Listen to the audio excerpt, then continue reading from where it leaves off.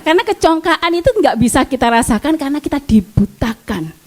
Ya, dibutakan akan kebenaran firman Tuhan. Jadi nggak ada seorang pun yang tahu kalau dirinya congkak.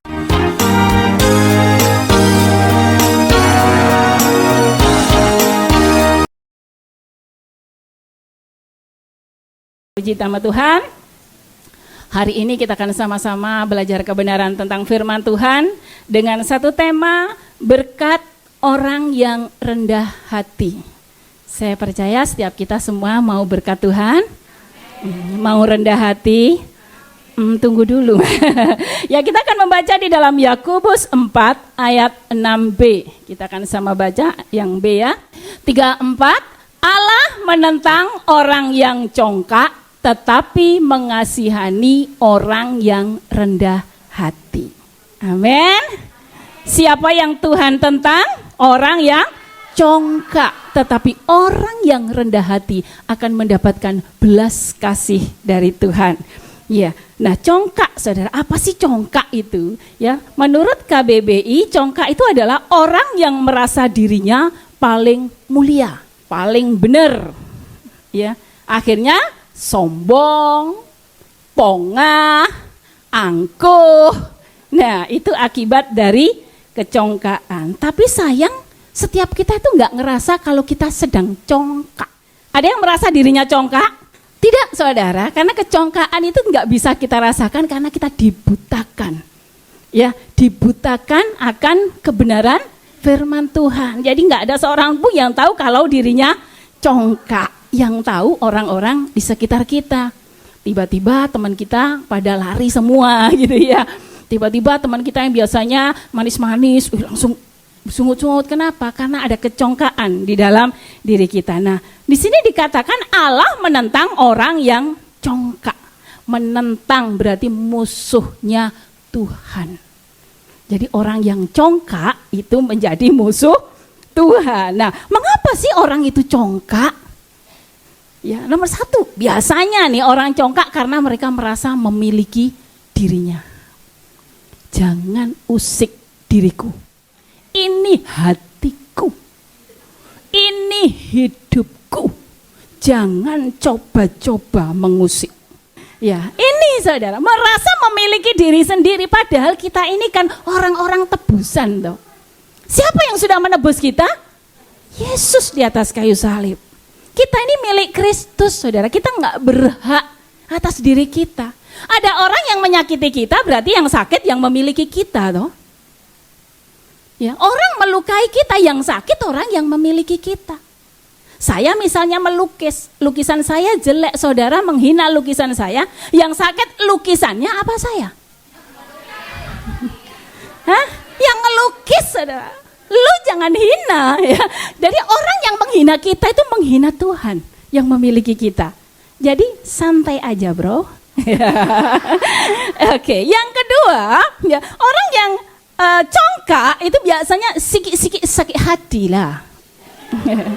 Sikit-sikit marah, itu kata Upin Ipin ya. Sikit-sikit mau berteman gitu ya. Nah, orang congkak juga bisa karena bullying. Ya, bullying. Tahu bullying? Selalu dibully sama orang kanan kiri kita. Dan congkak juga bisa terjadi karena dendam kemiskinan. Ya, dendam kemiskinan bisa membuat orang congkak loh. Ya. Saya dulu pernah agak kaya. Terus juga pernah jadi miskin. Semiskin-miskinnya. Benar. Nah, apa yang terjadi ketika kita miskin? Kita nggak dihiraukan oleh teman. Kita nggak dianggap sama teman, ngomong aja walaupun kebenaran, itu dianggap salah kok gitu. Ya, kenapa? Karena kita sedang miskin, nggak ada yang didapat orang dari diri kita. Ya, pinjam uang aja, nggak dikasih. Kenapa nggak dikasih? Apa yang mau buat bayar nanti gitu ya? Benar-benar dihina, saudara. Akhirnya ada kesempatan pergi ke Hong Kong. Ada kesempatan pergi ke Hong Kong, punya duit toh. Apalagi ini cruise lagi tinggi-tingginya. Langsung upload, uangnya di-upload. Gajiku 12 juta, duitnya di-upload di Facebook. Ya. Nah, orang yang dulu menghina kita ngerti, wih duitnya akeh. Belum. Nah, curiga kan? Iya. Orang yang dendam kemiskinan itu gitu. Teman kita telepon tiba-tiba, enggak angkat ah, jangan-jangan nanti mau pinjam. Ya. Saudara telepon, enggak angkat ah, nanti minta uang gitu. Dendam kemiskinan membuat kita congkak, saudara. Apalagi orang yang nyakiti kita tiba-tiba, pinjam 1 saja. Ya pinjam 100 saja. Nah, karena kita dendam, langsung kecongkaan ini muncul. Lu kira aku ini bank? Waktu aku miskin kamu di mana? Waktu aku kekurangan kamu di mana? Sudah nggak ngasih hutangan? Waduh, ngamuk-ngamuk, saudara. Lebih bahayanya diupload di Facebook. Wow. Aku dulu miskin, mereka nggak ada yang peduli. Sekarang semua pada telepon, minta duit, pinjam duit. Kecongkaan. Ya. Dan ini saya jumpai banyak di Facebook, saudara. Dan sangat mengerikan kalau ini terjadi pada anak-anak yang notabene Kristen. Memalukan. Menjadi batu sandungan bagi orang yang membacanya. Yang pernah melakukan bertobat, saudara. Ya, batu sandungan itu adalah menghalangi orang mau bertemu Tuhan Yesus. Bagaimana orang mau tertarik kepada Tuhan Yesus kalau kita sebagai saksi-saksinya ini mengalami kecongkaan, saudara.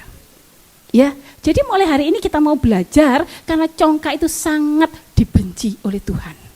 Ya, nggak benci orangnya, benci kecongkaannya, kelakuannya. Karena kita ini adalah teladan, saudara. Nah, saudara dikasih Tuhan. Kalau kita mau menyadari bahwa setiap kejadian yang kita alami itu ada berkat Tuhan di dalamnya. Ya, yang kita tidak mengerti. Kenapa sih kita diizinkan dihina orang?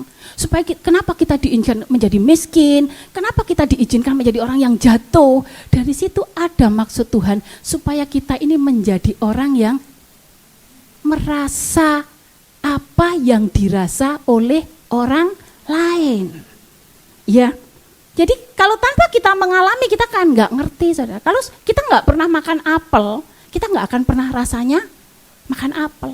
Kalau kita nggak pernah kelaparan, kita nggak akan pernah merasakan orang lain yang sedang kelaparan. Jadi jangan sampai kita hidup dalam kecongkaan. Setiap apa yang Tuhan izinkan terjadi, ya, dalam hidup kita, yang baik, ya kita jadikan teladan. Ya, saya berjanji nanti aku kaya, gak akan berperilaku seperti itu. Karena itu menyakitkan. Yang baik kita jadikan teladan, yang gak baik kita jadikan pelajaran dalam hidup. Ya, sehingga kita terhindar dari yang namanya kecongkaan. Nah, Tuhan mengasihi orang yang rendah hati. Rendah hati oleh orang dodok-dodok ini. Bukan ya, rendah hati itu bicara tentang sikap hati. Rendah hati nggak bisa muncul secara tiba-tiba, abracadabra, haleluya, amin, rendah hati. Nggak bisa. Rendah hati itu harus proses, melalui proses dari kejadian-kejadian yang kita alami setiap hari itu loh. Tuhan mengajari kita supaya kita menjadi orang yang rendah hati. Amin. Nah, jadi kalau ada masalah, hari-hari ini tanya Tuhan, apa yang kau mau dari aku? Ya, dari situ kita akan terbentuk, yaitu namanya kerendahan hati. Nah, saudara dikasih Tuhan, hari ini kita mau belajar pada tokoh Alkitab. Yang satunya rendah hati, yang satunya congkak. Ya, karena ayat ini terlalu panjang, saya akan ceritakan. Nanti saudara di rumah baca sendiri, ya, tentang Nabal dan Abigail. Ada Abigail di sini? Ada. Ya, kita akan belajar tentang Nabal dan Abigail, ya, juga tentang Daud nanti, ya. Nabal, siapakah Nabal? Nabal adalah orang kaya, berasal dari Maon, bukan Maonsan, ya. Dari Maon, Maonsan Kak Napsi. Ya, dari Maon, dia orang kaya, seorang pengusaha, ternaknya banyak, ya. Kaya lah pokoknya, konglomerat lah di zaman sekarang. Tapi dia punya karakter yang congkak. Karakternya congkak dan bebal. Sesuai namanya, Nabal, bebal. Jadi kalau bikin nama buat anak nanti hati-hati ya. Karena nama itu juga berdampak pada karakter yang memilikinya. Saya punya teman ya, dia waktu itu sangat mengagumi sepak bola Ronaldo. Ketika saya datang ke rumahnya, saya tanya, siapa nama anaknya? Ronaldo, Mbak Dian. Artinya apa? Pemain bola. Ya wes gak apa-apa sakarepmu. Iya. Nah, ini Nabal artinya bebal atau bisa dikatakan orang yang dursila. Wow. Dursilo. Ya, bebal, congkak. Sedangkan Abigail adalah istri Nabal, dia orangnya cantik. Nggak jauh beda dengan saya kayaknya. Iya, ngono aku cek rada seneng. Nah, selain cantik, Abigail juga orang yang baik hati dan bijaksana. Jadi sangat bertentangan dengan sikap suaminya. Suaminya bebal, jahat, keras kepala, tapi istrinya baik, bijaksana, sopan santun gitu. Kenapa ya Tuhan izinkan ya? Nah, Daud ya adalah seorang pelarian. Ketika dikejar-kejar oleh Saul, Daud lari sembunyi-sembunyi dikejar. Ya, gimana rasanya? Pernah dikejar utang enggak? Ya dikejar utang aja bingung, apalagi ini dikejar mau dibunuh, saudara. Nah, Daud dalam pelariannya dia tinggal bersama-sama atau satu tempat dengan Nabal. Daud mendirikan kemahnya sambil menjaga ternaknya Nabal. Ya, jadi apa ya, dua kerjaan gitu ya, sambil jaga ternak, jaga gembalanya, sampai dikatakan ternaknya itu beranak cucu, nggak ada masalah, nggak ada binatang-binatang buas yang merusaknya. Ya, tapi waktu itu Daud juga mengalami kesedihan, saudara, karena Samuel meninggal dunia. Samuel itu pembelanya dia saat dia dikejar-kejar oleh Saul. Jadi saat kondisi hatinya Daud sedang sensi. Orang banyak masalah sensi toh. Sikit-sikit marah gitu ya. Karena sensi. Nah, ketika itu Daud mendengar bahwa Nabal sedang mengadakan pesta. Pesta pengguntingan bulu domba. Ya, pesta-pesta, maka Daud menyuruh anak buahnya untuk menemui Nabal. Pesannya datang dengan sopan, dengan santun, sampaikan salamku pada Nabal. Ya, dan mintalah belas kasihan kepada Nabal dengan santun, saudara. Tapi apa yang terjadi? Ya, permintaan Daud ditolak. Ya, Nabal menghina habis-habisan. Dihina padahal dia sudah banyak menolong, sudah banyak membantu. Nah, kita pernah nggak ngalami seperti ini? Sudah nolong dipentung, ya. Sudah nolong tapi nggak ada timbal baliknya, itu gemes gitu rasanya. Iya, marah nggak Daud? Marah. Daud juga manusia, saudara. Karena dihina, direndahkan, apalagi Daud lagi sensi, maka dia marah. Karena marah, Daud menyuruh ya para pengawalnya, siapkan 400 orang. Kita bunuh Nabal yang sudah berani-berani menghina saya. Dipersiapkan 400 orang dengan senjata, enggak bawa HP, saudara. Ya, bawa senjata lengkap mau bunuh Nabal, juga krunya, keluarganya, semua laki-laki jangan dibiarkan hidup. Bunuh semua. Kenapa? Marah, saudara. Orang marah itu kehilangan akal sehat. Ya. Jadi saya sampaikan pada saudara, kalau marah jangan ambil keputusan. Lagi marah sama suami, oke, cerai. Bu, jangan macam-macam dengan namanya mulut. Apa yang kami katakan, kita pertanggungjawabkan loh di tahta pengadilan Tuhan. Anaknya nakal marah, gak anak-anakan. Saudara habis ngomong lupa, tapi anak yang kita katakan gak anak-anakan, sakit hatinya sampai ke dalam. Ya, iya Lek, sempat ke Hong Kong ikut HMC. Lek di Indonesia mau HMC di mana? Ya, anak kita sakit hati, luka hati, sampai anak kita nakal. Kenapa? Perkataan orang tua. Hati-hati menggunakan mulut. Nah, Di sini Daud juga begitu marah, saudara. Dia mau membunuh Nabal dan keluarganya. Akhirnya anak buah Nabal mendengar. Kalau dia mau ngomong sama Nabal nggak mungkin didengar, nggak mungkin direspek. Karena apa? Nabal orangnya dursila. Akhirnya dia tahu kemana dia harus lapor. Dia mendatangi siapa?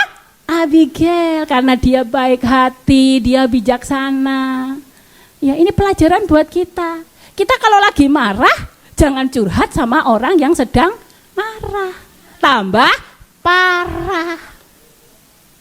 Ya, saudara sakit hati, curhat dengan orang yang sakit hati, gak bahaya tah?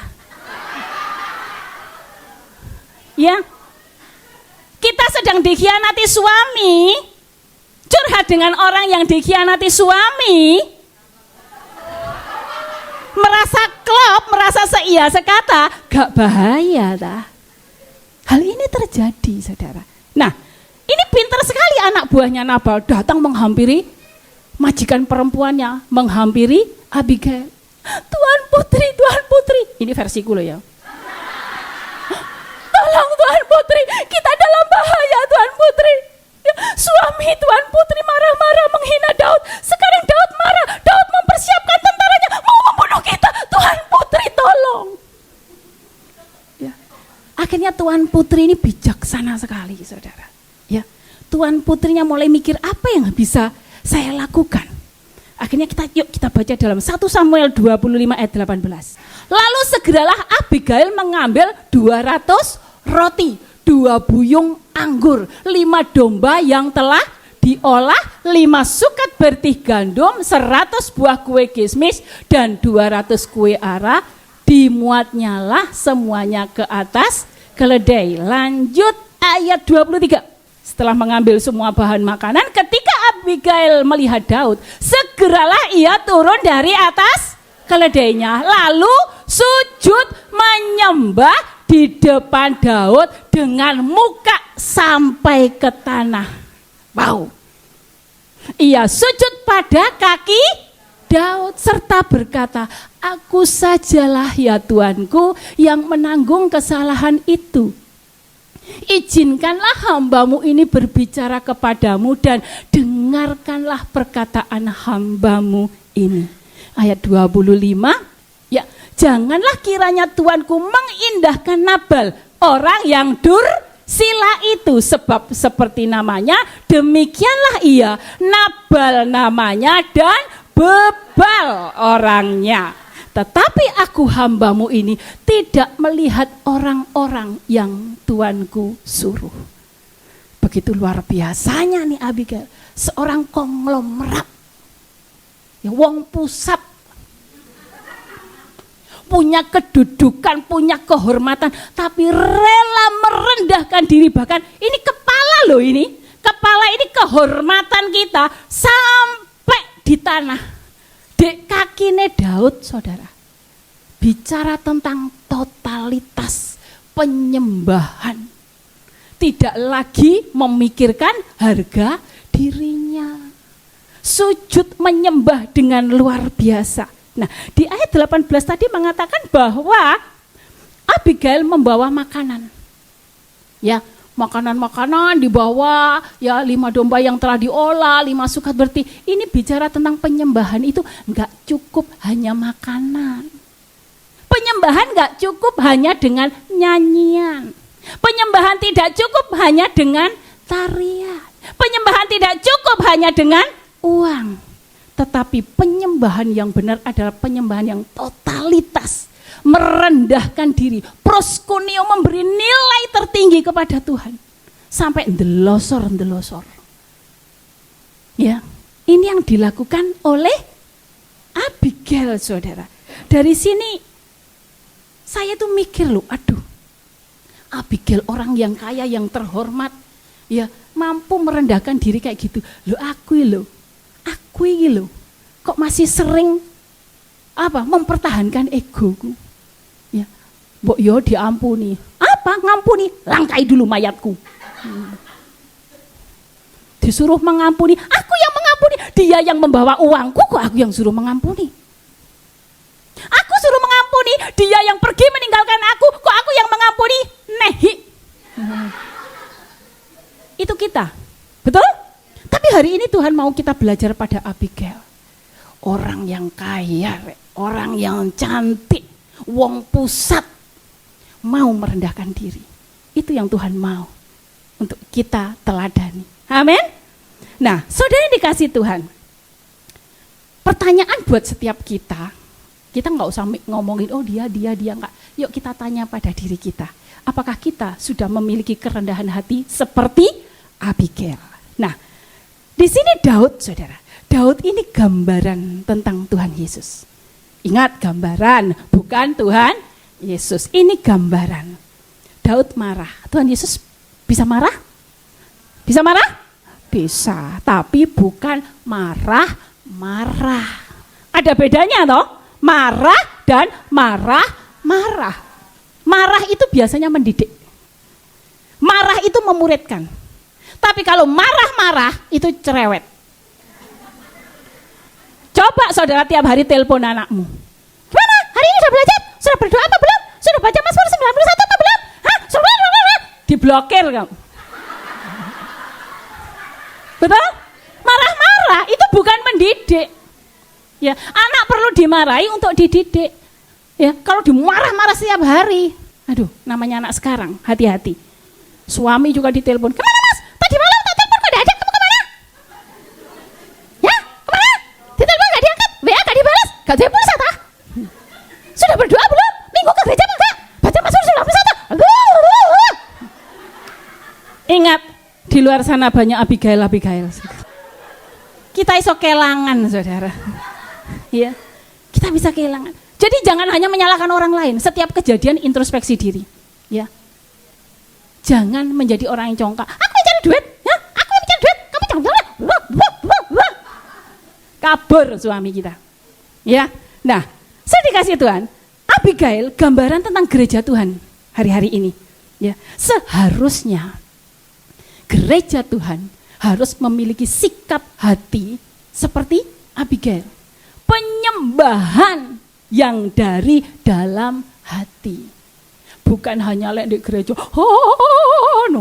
nangis. Keluar dari gereja, sinyal hilang. Tapi Tuhan mau hidup kita ini penyembahan, saudara. Ya, hidup kita ini penyembahan, dimanapun berada kita ini penyembahan. Ya, di rumah majikan, penyembahan. Penyembahan apa sih? Memberi nilai tinggi kepada Tuhan. Saat kita hidup dalam kebenaran, kita akan memberitakan Kristus kepada orang di sekitar kita. Kita bisa membuat orang lain bertemu dengan Kristus melalui sikap hidup kita. Tapi manusia itu kan biasanya kan yang diingat yang lama-lama tentang kita. Enggak apa-apa, berubah, saudara. Ya, ketika saya pulang ke Indonesia, saya itu ditertawakan, saudara. Saya disuruh ke pasar ya, naik motor sama saudara saya. Begitu pulang semua, kok suwe temen sih, kok lama sih ke pasar? Dia bilang, tahu enggak, Power Ranger sekarang sudah kayak Hello Kitty. Saya naik motor itu enggak kayak dulu, saudara. Dulu itu gaspol, rempol, uang. Mbak Wiwi itu ya, sampai keringet dingin kalau tak gonceng. Loh, sekarang itu aku kok ya takut, pelan gitu, saudara. Ya, yang melihat perubahan hidup kita ini bukan kita loh, orang di sekitar kita. Tapi di sisi lain, orang itu masih tetap mengingat-ingat masa lalu kita. Ora opo-opo. Karena yang Tuhan lihat adalah keputusan kita hari ini dan selanjutnya. Amin.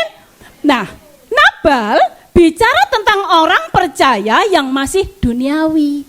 Yang masih sikit-sikit marah, sikit-sikit tersinggung, baper gitu ya. Congkak angku. Loh, kamu anak kemarin nasihatin aku di GBI setahunan, hei. Kamu siapa nasihatin aku? Aku pengkhotbah loh. Congkak, dibenci oleh Tuhan. Bukan membenci orangnya ya, membenci sifatnya. Nah, jadi sekarang kita mau pilih mana? Mau jadi Abigail yang penuh kerendahan hati atau seperti Nabal? Kamu pilih yang mana? Terserah, Tuhan gak maksa. Ya, Tuhan gak maksa tapi kita mau memberi diri. Saudara minta minum gak bawa gelas, ya gak dapat minum. Ya, misalnya ada punya galon, kita nggak bawa gelas, minum, masa mau dek gelas digelokokkan, glak. Kalau kita minum, bawa gelas, ya, amin. Nah, hari ini saudara, Tuhan sedang mencari penyembah-penyembah yang seperti Abigail. Kita lihat di dalam Yohanes 4 ayat 23. Apakah Tuhan mendapati kita seperti Abigail? Ya. Tetapi saatnya akan datang dan sudah tiba sekarang bahwa penyembah-penyembah benar akan menyembah Bapa dalam roh dan kebenaran. Sebab Bapa menghendaki penyembah-penyembah yang demikian. Pertanyaannya, bagaimana kita? Sudahkah kita menjadi penyembah-penyembah yang benar? Ataukah kita masih menyembah mulut tok, menyembah mek gereja tok, menyembah lepas doa tok, tapi hari-hari selanjutnya kita ini bukan penyembah yang benar. Hari ini ya, pay delete tentang pintu, bicara tentang kesempatan. Belum tertutup pintunya. Pintu terbuka tergantung saudara dan saya mau enggak meresponi firman Tuhan, mau hidup penuh dengan pujian, penyembahan dan kerendahan hati seperti Abigail.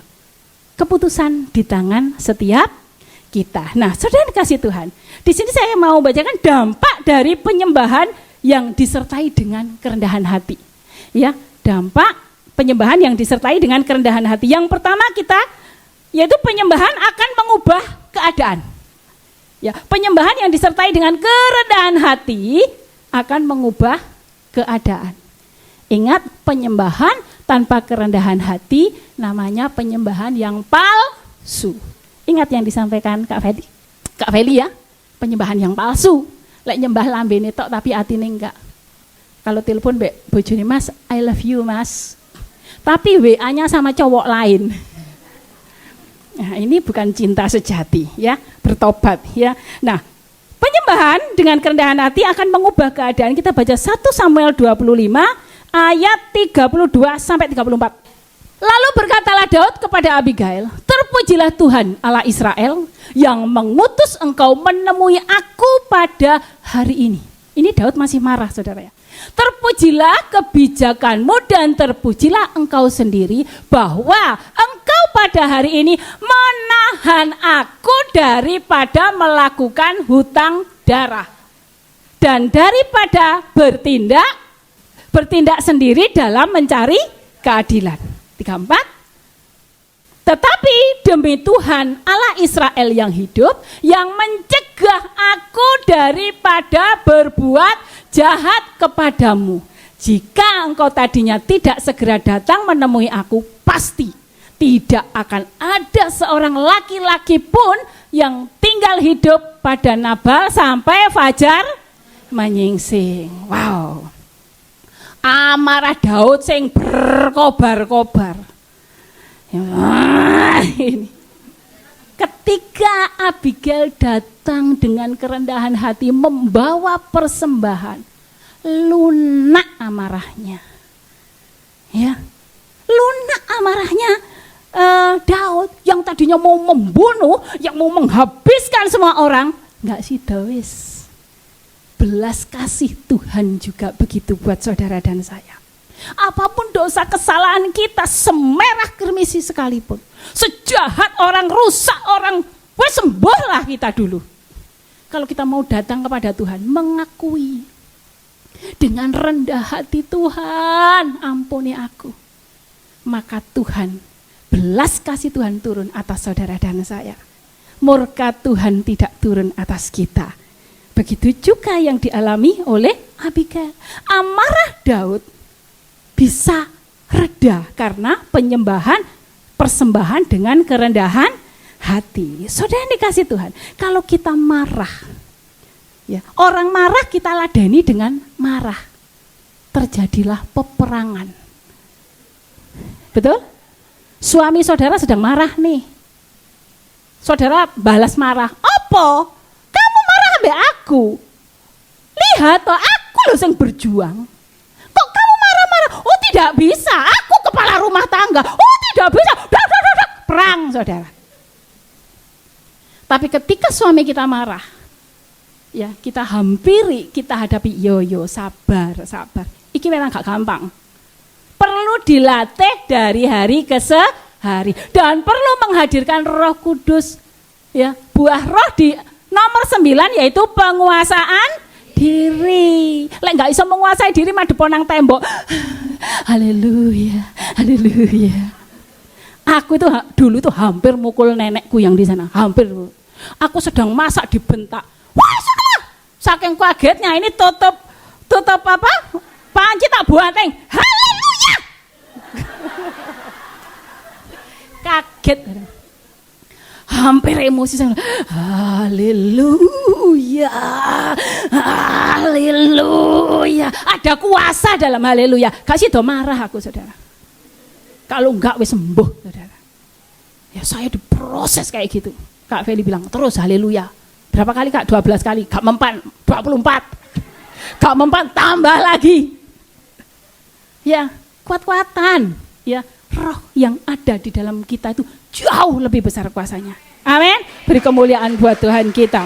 Nah, yang kedua, pujian penyembahan dengan kerendahan hati bisa mendatangkan jawaban doa. Nah, siapa di sini yang berdoa tidak ingin dijawab sama Tuhan? Aku mau berdoa, kau jawab terserah, enggak terserah Tuhan. Gak ada. Setiap kita berdoa pasti pingin dijawab oleh Tuhan. Kita baca dalam 1 Samuel 25 ayat 35. Yo, yang doanya pingin dijawab Tuhan. Ya, lalu Daud menerima dari perempuan itu apa yang dibawanya untuk dia. Ya, persembahannya tadi diterima dan berkata kepadanya, pulanglah dengan selamat ke rumahmu, lihatlah aku mendengarkan perkataanmu dan menerima permintaanmu dengan baik. Beri kemuliaan buat Tuhan. Asik, doa terjawab bro, gitu ya. Tapi syaratnya apa? Dengan kerendahan hati, persembahan dengan kerendahan hati. Ya, penyembahannya diterima, permohonan Abigail terjawab. Ya, Nabal gak sido dibunuh, keluarganya selamat. Ya, pasukannya selamat, semua selamat karena doa saudara. Amin. Amin. Oh, haleluya. Jadi apa pergumulan kita hari ini?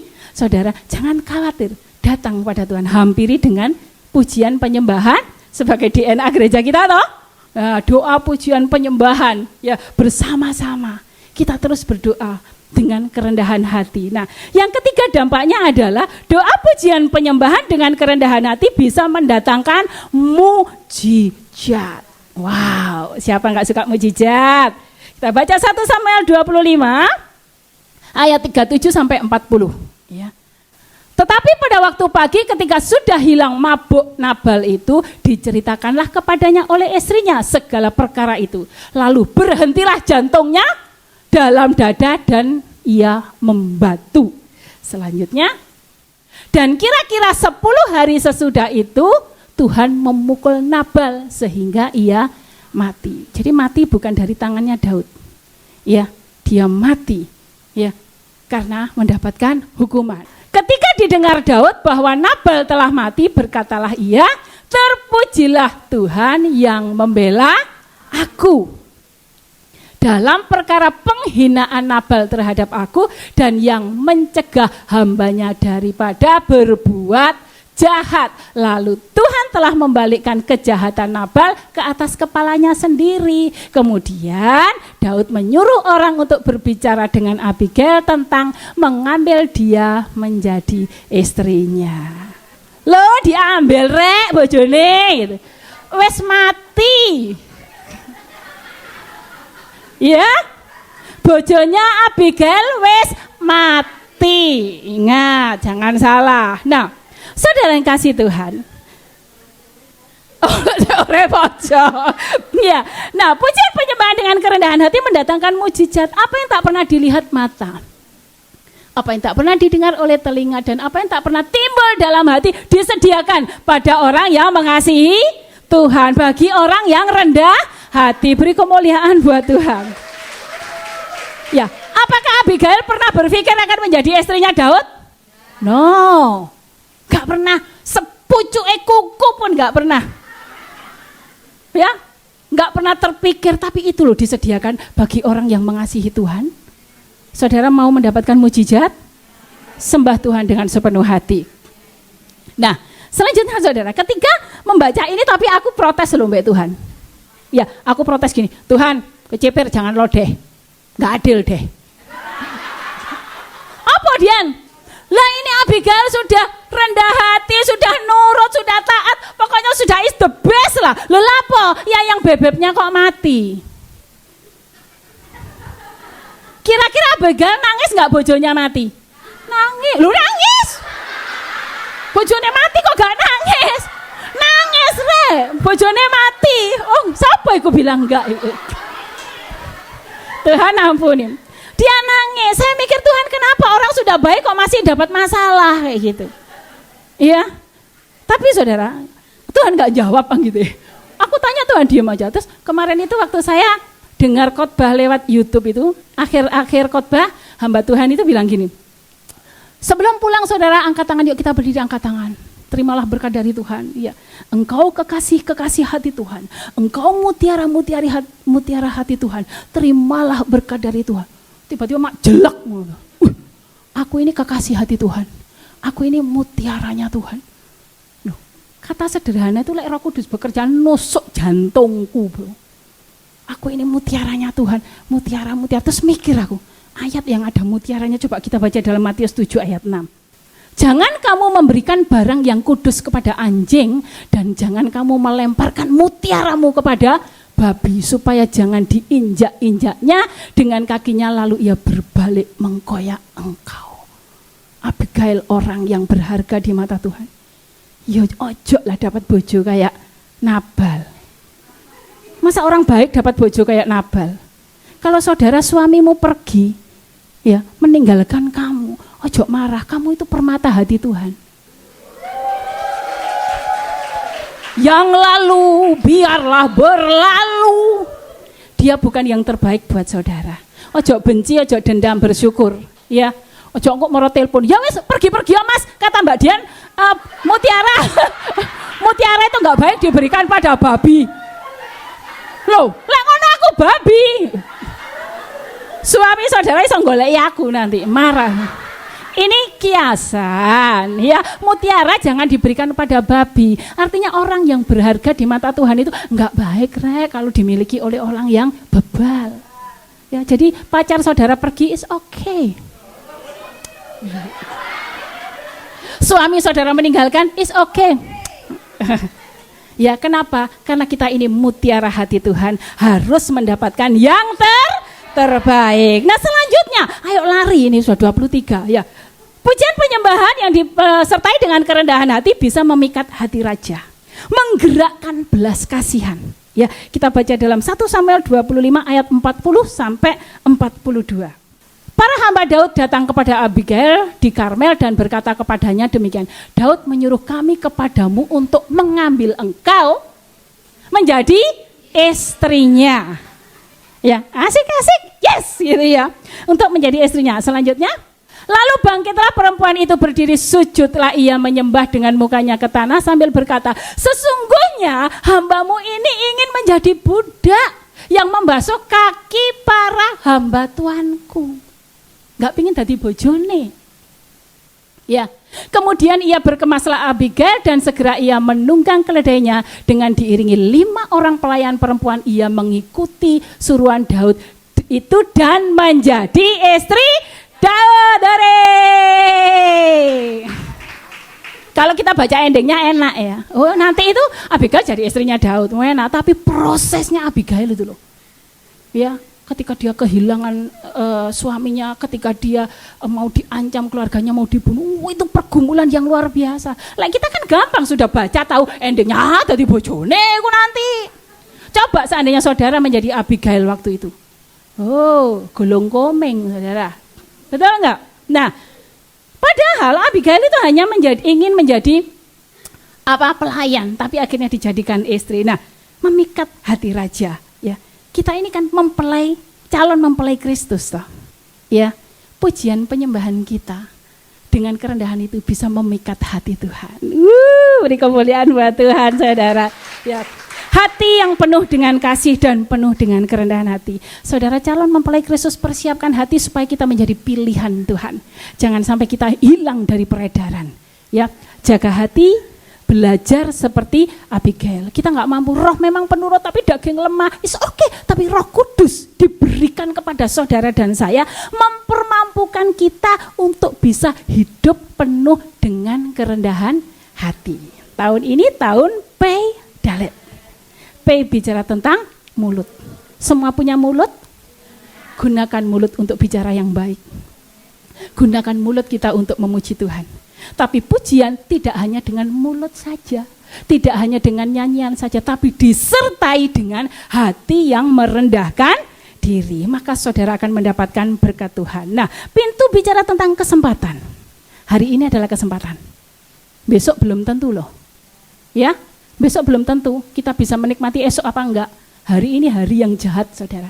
Kita enggak tahu apa yang terjadi dengan esok. Kalau hari ini saudara mendengar firman ini, yuk respon. Ini adalah kesempatan untuk kita menjadi umat pilihan Tuhan yang diberkati karena kita memiliki hati yang rendah.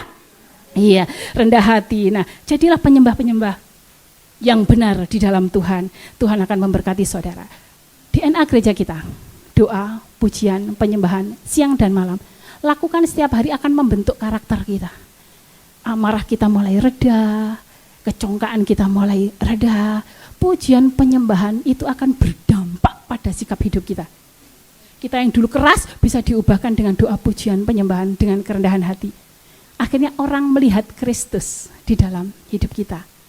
Ya, orang melihat kita, bertemu kita seperti bertemu Kristus. Karena karakter Kristus terbentuk, terbangun pada orang yang memiliki kerendahan hati. Mau diberkati Tuhan? Mau diberkati Tuhan? Mau rendah hati? Mau seperti Abigail? Minta Roh Kudus bekerja. Saya undang semua bangkit berdiri.